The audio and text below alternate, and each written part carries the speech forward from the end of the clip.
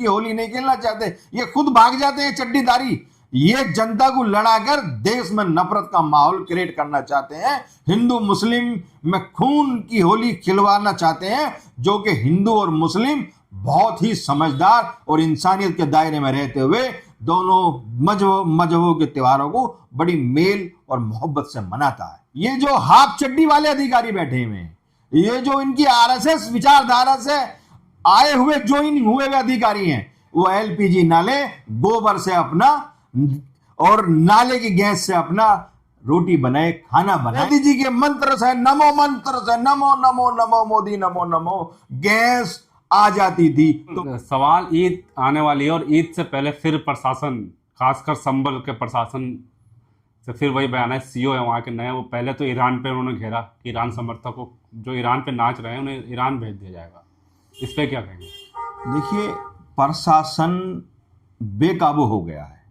प्रशासन अपने आप को ये दिखाना चाहता, जितना बड़ा मुस्लिम विरोधी उतना बड़ा अधिकारी, उतना योगी जी के चरणों में नमस्ता। योगी जी को खुश करने के चक्कर में लगा हुआ है, संविधान को तार तार कर रहा है। पूरा प्रशासन, सीओ हो, कमिश्नर हो, ये देश संविधान से चलता है, ये देश हिंदू मुस्लिम एकता से चलता है, ये देश किसी के बाप की पनौती नहीं है, ये देश सबका है।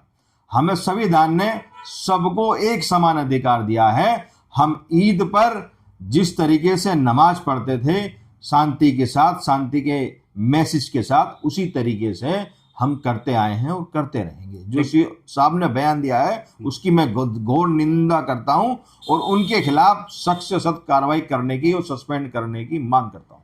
और अगर वो नमाज ईदगाह या मस्जिद से बाहर पढ़ते हैं तो उन पर एफआईआर दर्ज होगी, और मेरठ के जो प्रशासन ने कहा है कि उनका पासपोर्ट दर्ज जो है जब्त कर दिया जाएगा। हाल इस पे क्या कहेंगे? देखिए, कोई चाहे पूजा हो या नमाज हो, कोई इसकी लिमिट तय कर सकता है? किसी को भगवान या अल्लाह ने अधिकार दिया है?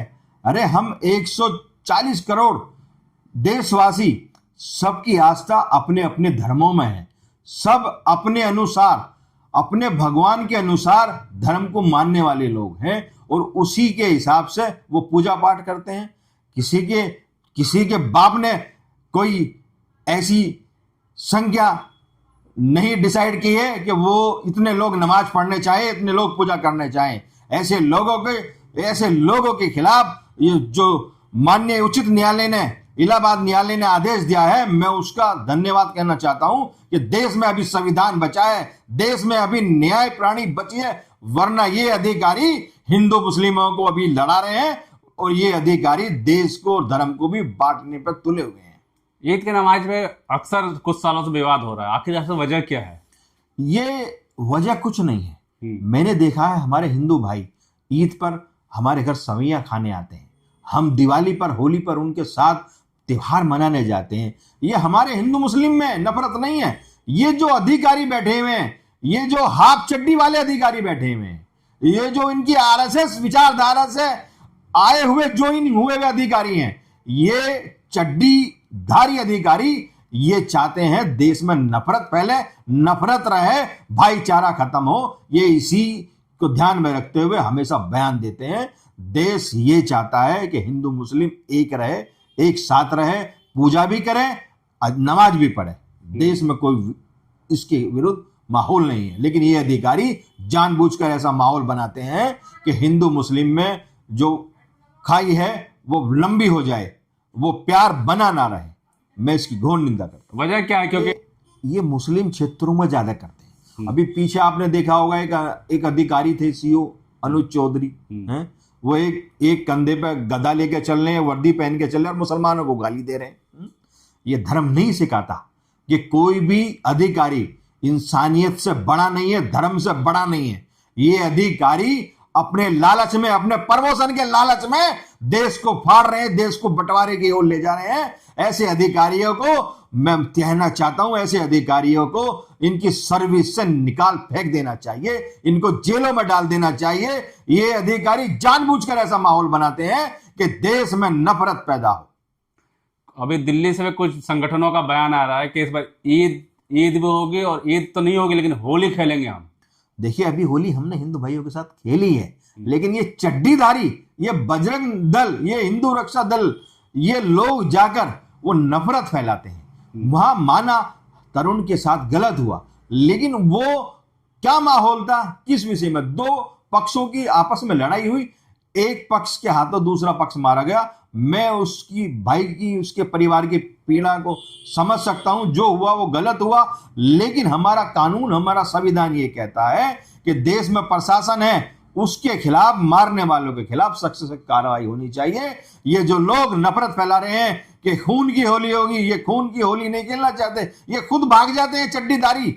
ये जनता को लड़ाकर देश में नफरत का माहौल क्रिएट करना चाहते हैं, हिंदू मुस्लिम में खून की होली खिलवाना चाहते हैं, जो कि हिंदू और मुस्लिम बहुत ही समझदार और इंसानियत के दायरे में रहते हुए दोनों मजहबों के त्योहारों को बड़ी मेल और मोहब्बत से मनाता है। ये लोग क्या घुमा रहे हैं क्या? क्योंकि जो तरुण के जो भी दोषी थे उनके घर में बुलडोजर भी चल गया, गिरफ्तारियां भी होगी, तो अब किस लिए रैली पे रैली कर रहे हैं? ये मोदी जी के अंधे भक्त हैं, ये आरएसएस के चड्डीधारी लोग हैं, जो मोदी जी की इमेज पूरे देश प्रदेश और पूरे हिंदुस्तान में गिर रही थी, उसको छुपाने का ये कार्य कर रहे हैं। मोदी जी जाते हैं इजराइल, बताइए, ऐसे बेतुके बयान देते हैं, बताइए, एक देश को अपना बाप बता देते हैं, बताइए, फादरलैंड, ये कोई तुक है? अरे हर कोई आदमी अपनी माँ की इज्जत करता है, सम्मान करता है, माँ के पैरों में जन्नत है, और ये जाते हैं विदेश और वहां जाकर नया बाप ढूंढ लेते हैं। बताइए, ये सोच है इन लोगों की, गलत सोच है इन लोगों की। हम लोग देश को मानने वाले लोग हैं, संविधान को मानने वाले लोग हैं। ये जो लोग मोदी जी की इमेज जो पूरे दुनिया में गिर रही है, उसको ढांकने का काम कर रहे हैं, और कुछ नहीं। जो सीओ साहब का बयान ईरान को लेकर था, लेकिन अब ईरान ने वहां से 2 शिप भेजी है। देखिए, मैं आपके चैनल के माध्यम से ये कहना चाहता हूं, ईरान ने तो बड़ा दिल दिखाया ही है, लेकिन हिंदुस्तान के लोगों ने इंसानियत को जिंदा रखते हुए, खाली मुस्लिमों ने विरोध नहीं किया, इसमें मैंने बहुत से चैनलों पर देखे, बहुत से हिंदू भाई भी हैं जो अमेरिका इजराइल का विरोध कर रहे हैं। अरे अमेरिका अपनी दादागिरी दिखाता है, इजराइल अपनी दादागिरी दिखाता। अभी देखिए, एक देश था वेनेजुएला, वहां के राष्ट्रपति को, बताइए, राष्ट्रपति एक अहम पद होता है, एक देश का मुखिया होता है, उसको रातों रात उठा ले हैं? ये गुंडे की तरह जाते हैं, अपहरण करके लिए जाते हैं। इजराइल ने मासूमों का कत्ल कर रहा, यतीम बना रहा, बेवा बना रहा, बच्चों का। देखिए, आप पूरे ईरान को बड़ा ही ये सोचा था हम उसको नेस्त नाबूद कर देंगे, लेकिन ईरान के साथ पूरी दुनिया की इंसानियत खड़ी है।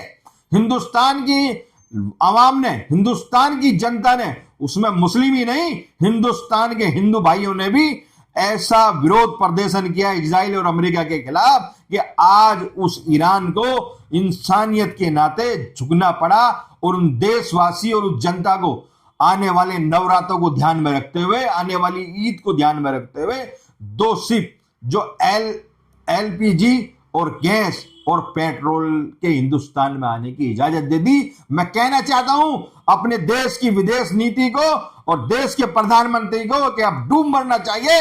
अब कहा गया वो फादरलैंड, जिसको ये अपना बाप बनाकर आए थे, उनने इनका तेल पे पाबंदी रूस से लगा दी, इनको कहीं का नहीं छोड़ा, पूरे देश में इनकी साख गिरी पड़ी है। अब ये उस बाप के चरणों में नमस्तक है। उस बाप से पूछें, आज ईरान बड़ा हो गया, इनका बाप छोटा हो गया, कि ईरान ने इंसानियत का परिचय देते हुए देशवासियों के हित में, आने वाले नवरात्रों के हिंदू भाइयों के हित में, आने वाले ईद के मुसलमान भाइयों के हित में 2 शिप भेजने का काम किया। और उसने ये कहा कि मैं सरकार के समर्थन में नहीं भेज रहा, मैं हिंदुस्तान के उन करोड़ों इंसानियत पसंद लोगों के लिए ये शिप भेज रहा हूं, जो आने वाले नवरात्रों में अपने घरों में त्योहार मना पाए, आने वाली ईद पे अपने घरों में खुशियां मना पाए। मैं देश की जनता को, हिंदुस्तान की इंसानियत को सलाम करता हूं, और इसीलिए मैं ये शिप भेज रहा हूं। क्या वो ईरान से भेजे हुए गैस खरीदेंगे या उसका भी विरोध करेंगे, जैसे ईरान का विरोध कर रहे थे और इजराइल के लिए हवन कर रहे थे? अंधभक्त डूब मरे। अब वो जो गैस आ रहा है ना, वो अंधभक्त, हिंदू भाई नहीं, वो अंधभक्त हाफ चड्डी वाले बजरंग दल वाले, हिंदू रक्षा दल वाले, वो हाफ चड्डी वाले, आरएसएस की विचारधारा वाले लोग अब डूब मरे। वो एलपीजी नाले, गोबर से अपना और नाले की गैस से अपना रोटी बनाए, खाना बनाए, अपने बच्चों का पालन पोषण करें, ईरान के गैस का विरोध करें, ईरान के गैस को हाथ ना लगाएं। नाले से कहाँ गैस निकलती है? अरे हमने देखा नहीं, मोदी जी विद्वान है, मोदी जी इतने बड़े विद्वान हैं, मोदी जी ने कहा मुझे वो दिन याद आ जाते हैं जब मैं नाले पर के साथ एक रेडी की ठेली लगाता था। मैं एक गैस का पाइप लेकर उसको प्लेट से ढककर नाले में पाइप डाल देता था, तो ऑटोमेटिक ही मोदी जी के मंत्र से, नमो मंत्र से, नमो नमो नमो मोदी नमो नमो, गैस आ जाती थी। तो मोदी भक्त और मोदी के चड्डीदारी उसी गैस का इस्तेमाल करें और उस गैस से अपने रसोई का गैस जलाएं। लेकिन देश की जनता, विपक्ष के जो नेता हैं, अगर नाले से गैस बनाने के लिए, नाले से गैस निकाल के चाय बना रहे हैं तो गिरफ्तारियां हो रही, पुलिस रोक रही है उनको। उत्तर प्रदेश में की भी कई तस्वीरें आई हैं। मोदी जी का एग्जाम्पल फेल हो गया, मोदी जी का मॉडल फेल हो गया। मोदी जी ने गैस का इजाद करा था, मोदी जी ने नाले से गैस बनाई थी। अब मोदी जी शायद वो भूल गए, मोदी जी की इमेज गिर गई। जब मोदी जी की इमेज थी तो नाले से गैस बनना था, अब मोदी जी की इमेज स्टेन फाइल में आने से तार तार हो गई, मोदी जी की इमेज गिर गई। मोदी जी का साइंटिस्ट, जो वो चाय की ठेली वाला जो उनका फार्मूला था, वो खत्म हो गया। मोदी जी की सारी इमेज खत्म हो गई, वो गैस भी खत्म हो गया। फैला रहे झूठ, कोई संकट ही नहीं है गैस का। आप चाहिए, आप देश की चौथा स्तंभ है, आप चाहिए, गैस एजेंसियों पर लाइन लगी हुई है, वहां हिंदू मुस्लिम नहीं, वहां गरीब लोग लाइन में लगे हुए हैं। गरीब का कोई धर्म नहीं होता, गरीब का कोई ईमान नहीं होता, उसका तो ये होता है कि मैं सारे दिन 400-500 रुपए की मजदूरी करके आता हूं, रात को मेरे बच्चे सुकून से खाना खाएंगे, किस तरीके से उनका खाना बनेगा। वो बेचारे सुबह से शाम तक लाइनों में लगे हुए हैं, उनको गैस सिलेंडर नहीं मिला, पहले वो पर्ची की लाइन में लग रहे हैं, फिर वो गैस की लाइन में लग रहे हैं। पूरे देश की मीडिया ने दिखा दिया है कि बड़ी बड़ी लाइनें लगी हैं। मैं माननीय अखिलेश यादव जी का भी धन्यवाद देना चाहता हूं, वो जनता के हित को हमेशा मुद्दे को उठाते हैं और उन्होंने जो भी चीज कही है, जो भी बात कही है, वो सत्य कही है। ये देश बहुत बर्बादी की तरफ जा रहा है। देशवासियों रोक लो, हिंदू मुस्लिम भाईचारा अगर अब आज कायम नहीं होता, ये 5% लोग जो ये दिखाते हैं कि हिंदू मुस्लिम में खाई है, अगर 95% लोग भी इन्हीं की तरह हो जाते तो हमारा देश टूट जाता, हमारा देश बढ़ जाता। लेकिन हमारा देश ऐसी सभ्यता वाला देश है जो हिंदू मुस्लिमों के त्योहार की इज्जत करता है और जो मुस्लिम हिंदुओं के धार्मिक व्यवस्थाओं की जिम्मेदारी अपने कंधों पर उठाता है। चाहे कांवड़ का हो, चाहे शिवालय का हो, चाहे जल अभिषेक का हो, वो उनके लिए रास्ता बनाता है। मुस्लिम उनके ऊपर फूल वर्षा करते हैं, लेकिन ये लोग जो चड्डीधारी लोग हैं, ये क्या करते हैं, गरीब मुस्लिमों के धोरे जाते हैं, उनके साथ मार पिटाई करते हैं, किसी के होटलों को बंद कराने का काम करते हैं, किसी को पे हिंदू मुस्लिम कराने। ये देश का कानून उस ओर जा रहा है। अभी मैं कल रईसपुर की एक घटना देख रहा था, एक बेचारा मोटरसाइकिल से कहीं पढ़ने जा रहा होगा, उसको क्या एक लड़की का पीछा कर रहा, उसकी मोटरसाइकिल में आग लगा दी। अरे गरीब से पूछो कि मुस्लिम वो किस तरीके से लाया होगा। अगर वो किसी लड़की को छेड़ रहा है, किसी के साथ गलत कर रहा है, तो हमारे देश में प्रशासन है, हमारे देश में कानून है, उसको 112 पर डायल कीजिए, जो माननीय अखिलेश यादव जी ने 112 100 डायल दिया, आप करिए फोन। लेकिन नहीं, सब चड्डीधारियों ने कानून अपने हाथ में ले रखा है, बस नफरत फैलानी है, नफरत फैलानी है, नफरत फैलानी है।